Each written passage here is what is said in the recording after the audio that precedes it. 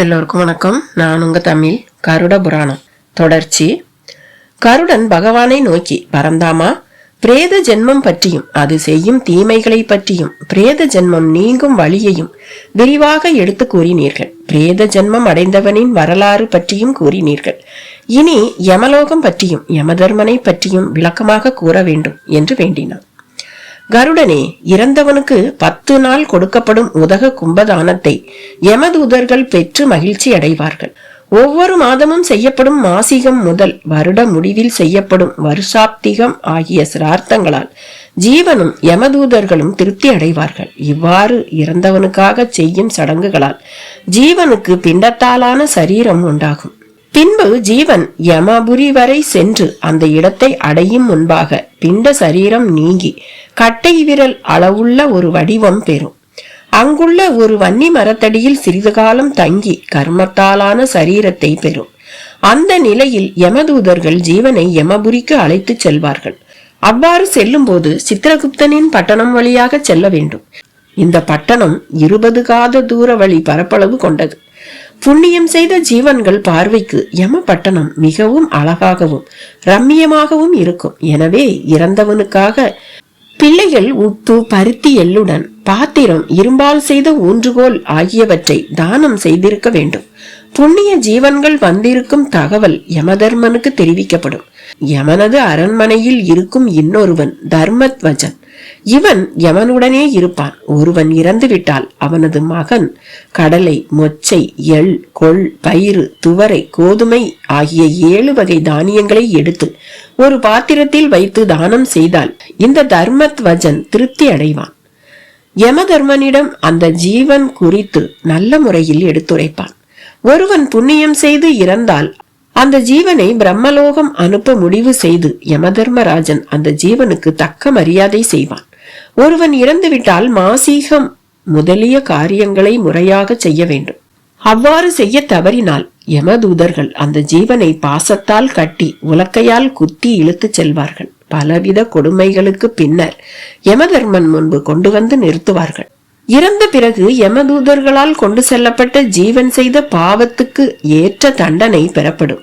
அந்த ஜீவன் நரகத்துக்கு சென்று அவதிப்பட வேண்டும். அதன் பிறகு அந்த ஜீவன் செய்த பாவத்துக்கு தக்கபடி புழுவாகவோ, பூச்சியாகவோ, கிருமியாகவோ மறுபிறவி எடுக்க வேண்டும். ஓரளவு புண்ணியம் செய்தால் மானிடனாக மறுபிறவி எடுக்கலாம். வாழும் காலத்தில் புண்ணிய காரியங்களையும் தான தர்மங்களையும் செய்தவன் எந்த பிறவி எடுத்தாலும் அவன் செய்த புண்ணிய காரியங்களுக்கு தக்க நல்ல பலன்களை அவன் நிச்சயம் அடைவான். வாழும் காலத்தில் ஒருவனது வாழ்க்கை எப்படி வேண்டுமானாலும் அமைந்து இருக்கலாம். அவனுக்கு உயர்ந்த வாழ்க்கையும் வசதிகளும் அமைந்திருக்கலாம். அல்லது உயர்ந்த பதவிகளை அவன் வகிக்கலாம். பொன், பொருள், புகழ் என்று எல்லாமே அமைந்திருக்கலாம். ஒருவன் இறந்த பிறகு அவை எல்லாமே இல்லாமல் ஆகிவிடுகிறது. சொத்துக்களை வாரிசுகள் பங்கு போட்டுக் கொள்வார்கள். இறந்தவனின் உடலில் உள்ள துணி கூட நீங்கிவிடும். புதைக்கப்பட்டால் இந்த உடல் மண்ணுக்கு இரையாகி விடுகிறது. அல்லது பறவைக்கோ விலங்குக்கோ இரையாகி விடுகிறது. எரியூட்டப்பட்டால் சாம்பலாகி விடுகிறது. உயர்குடியில் பிறந்த ஒருவன் தாழ்ந்த செயல்களை செய்தல் கூடாது. அவ்வாறு செய்தால் அவன் நரகத்தில் கிடந்து உழன்று பின்பு தாழ்ந்த பிறவியை அடைவான். ஒருவன் தன் நிலையில் இருந்து தாழ்ந்த நிலைக்கு வருமாறு நடத்தல் கூடாது. நம் உடலை வளர்ப்பதற்கு உணவு தேவைப்படுகிறது. காலையில் உணவு உண்ட பிறகு அது ஜீரணமாகி மதியம் பசிக்கிறது. மதியம் உணவு உண்ட பிறகு இரவில் பசி எடுக்கிறது. உணவு உண்ணாவிட்டால் உடல் தளர்ந்து விடும். மனித உடலானது கர்மவினை காரணமாக ஏற்படுகிறது. அந்த உடலானது யாருக்கு சொந்தம்? அந்த ஜீவனுக்கு சொந்தமா? பெற்ற தந்தைக்கு சொந்தமா? அல்லது பெற்ற தாய்க்கு சொந்தமா? எஜமானுக்கு சொந்தமா? மண்ணுக்கு சொந்தமா? அக்னிக்கு சொந்தமா? பஞ்சபூதங்களுக்கு சொந்தமா? சிந்தித்து பார்த்தால் இவர்களில் யாருக்கும் சொந்தமில்லை என்பது தெளிவாகும். உடலை வளர்க்கலாம். உடல் மீது ஆசை வைப்பதால் எந்த பயனும் இல்லை. எனவே ஆசை வைப்பதை முதலில் விட்டுவிட வேண்டும். ஆசை ஒளிந்தால் மற்ற தீய செயல்கள் நம்மிடம் இருக்காது. கருடனே, உயிர்கள் செய்யும் பாவ புண்ணியங்களுக்கு ஏற்ப பலனை அளிக்க பிரம்மாவால் நியமிக்கப்பட்டவன் தான் யமதர்மன். அவனுக்கு உயிர்கள் செய்யும் பாவ புண்ணியங்களை பற்றி கூற 12 சிரவணர்கள் உள்ளனர். அவர்களிடமிருந்து விவரங்களை அறிந்து யமனிடம் கூற சித்திரகுப்தன் என்ற கணக்கன் இருக்கிறான். இவற்றை பற்றியெல்லாம் ஏற்கனவே விரிவாக கூறியுள்ளேன். இந்த யமதர்மன் என்ற ஒரு காலன் இருப்பதை யாரும் நினைவில் கொள்வதில்லை. தவறுகளை செய்பவர்களாகவே இருக்கிறார்கள்.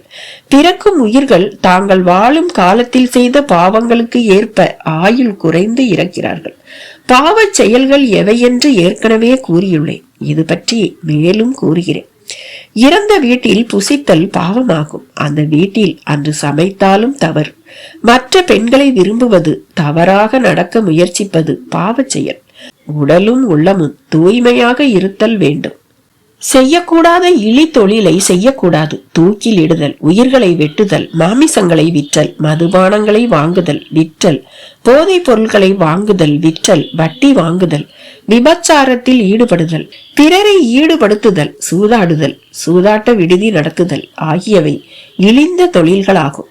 ஆலயத்துக்கு செல்லாமல் இருத்தல், புனித யாத்திரை செல்லாமல் இருத்தல், அறவோரை மதிக்காமல் இருத்தல், அற செயல்களை செய்யாமல் இருத்தல், புராணங்களை இகழ்ந்து பேசுதல், தெய்வ நிந்தனை செய்தல், ஞானிகளை கேலி செய்தல், அடியார்களை அவமதித்தல், பசு வதை செய்தல் ஆகிய செயல்களும் பாவத்தை உண்டாக்கும். எனவே உடலின் மீது ஆசை வைப்பதும், வாசனை திரவியங்களை பூசிக்கொள்வதும், தேவைக்கு அதிகமாக அலங்காரம் செய்து கொள்வதும் ஆசையை வளர்க்கும் செயல். எனவே உடலின் மீது ஆசை வைக்காமல் தொண்டு உள்ளம் கொண்டவர்களாக வாழ வேண்டும். பெரியோரையும் ஞானிகளையும் மதித்து தொண்டு செய்ய வேண்டும். அவர்களை வரவேற்று உபசரித்து உணவளித்து அவர்கள் கூறும் அறிவுரைகளை கேட்டு நடக்க வேண்டும். உடலாலும் மனத்தாலும் வாக்காலும் பாவங்கள் செய்யப்படுவதாக ஏற்கனவே கூறியுள்ளேன்.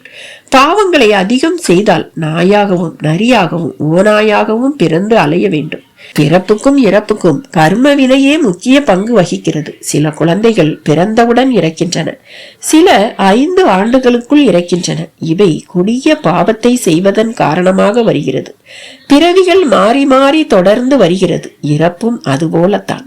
சென்ற பிறவியில் நேர்மையாகவும் உண்மையாகவும் நடந்து தானம் தர்மம் இவற்றை செய்திருந்தால் மறுபிறவி எடுத்தாலும் கவலை இல்லை, நல்ல முறையில் வாழலாம். கருடனே, ஒரு கர்ப்பிணி பெண்ணின் கர்ப்பம் முதல் 6 மாதத்துக்குள் கரைந்து விழுந்து விட்டால், விழுந்த மாதம் ஒன்றானால் 1 நாள் தீட்டு உண்டு. 2 மாதம் என்றால் 2 நாட்களும், 3 மாதம் என்றால் 3 நாட்களும், 4 மாதம் என்றால் 4 நாட்களும், 5 மாதம் என்றால் 5 நாட்களும், 6 மாதம் என்றால் 6 நாட்களும். கருவுற்ற தாய்க்கு மட்டும் தீட்டு உண்டு. தந்தைக்கு இதனால் தீட்டு இல்லை. அவன் கர்ம காரியங்கள் எதையும் செய்ய வேண்டியதும் இல்லை. பிறந்த குழந்தை 3 வயதுக்குள் இறந்தால் அந்த குழந்தையின் நினைவாக பால் சோறு, தயிர் சோறு ஆகியவற்றை குழந்தைகளுக்கு கொடுக்க வேண்டும். பிறந்த 3 மாதத்துக்குள் இறந்தால் தீர்த்தம், பால், பாயாசம் முதலிய உணவுப் பொருட்களை திரவ வடிவில் குழந்தைகளுக்கு கொடுக்க வேண்டும். தாய், தந்தை, சகோதரன், சகோதரி இறந்தால் 10 நாட்கள் தீட்டு உண்டு. தாய் வழி பாட்டி, தாத்தா என்றால் 2½ நாள் மட்டும் தீட்டு உண்டு. பிரம்மச்சாரி இறந்தாலும் அவனது வாரிசுகள், அவனது தந்தை அல்லது சகோதரன் கர்மங்களை செய்ய வேண்டும். ஒருவருக்கு யாரும் இல்லை என்றால் ஊரில் உள்ள அனைவரும் சேர்ந்து கோவிந்தா கோவிந்தா என்று கூறிய வண்ணம் கொல்லி போட வேண்டும். இதற்கு என்று தனியாக தீட்டு எதுவும் இல்லை. பிறந்தவன் யாராக இருந்தாலும் ஒரு நாள் இறந்தே ஆக வேண்டும். பிறப்பும் இறப்பும் தொடர்ந்து நடைபெறும் நிகழ்ச்சிகள். எனவே 4 வருணத்தாரும் தவறாமல் தான தர்மங்களை செய்ய வேண்டும். அவ்வாறு செய்யாவிட்டால் வறுமை உள்ள குடும்பத்தில் பிறந்து உண்ண உணவின்றி தவித்து இறந்து மீண்டும் பிறந்து அவதிப்படுவான். கர்ப்பத்தில் இருக்கும் குழந்தை இறந்தால் அதற்கு தனியாக எந்த கர்மத்தையும் செய்ய வேண்டியதில்லை. பிறந்த பின் இறக்கும் பாலகனுக்கும் சிறுவனுக்கும் இளைஞனுக்கும் விருத்தனுக்கும் கும்பதானம் செய்ய வேண்டியது அவசியம். பிறந்த குழந்தை 3 வயதுக்குள் இறந்தால் அந்த குழந்தையை புதைக்க வேண்டும். 3 வயதுக்கு மேற்பட்ட குழந்தைகளை எரியூட்டி தகனம் செய்து மறுநாள் சாம்பலை கரைக்க வேண்டும். குழந்தைக்கு பல நிலைகள் உள்ளது. ஒவ்வொரு நிலையிலும் அதற்கு ஒவ்வொரு பெயர் உண்டு. பிறந்த பிறகு 16 மாதம் வரை உள்ள குழந்தைக்கு சிசு என்று பெயர், 27 மாதங்கள் வரை பாலகன் என்று பெயர், 5 வயது வரையில் குமரன் என்று பெயர், 9 வயது வரை பவுண்டகம் என்று பெயர், 16 வயது வரையில் கைசோரன் என்று பெயர். இதோட தொடர்ச்சி அடுத்த பதிவுல. பாய்.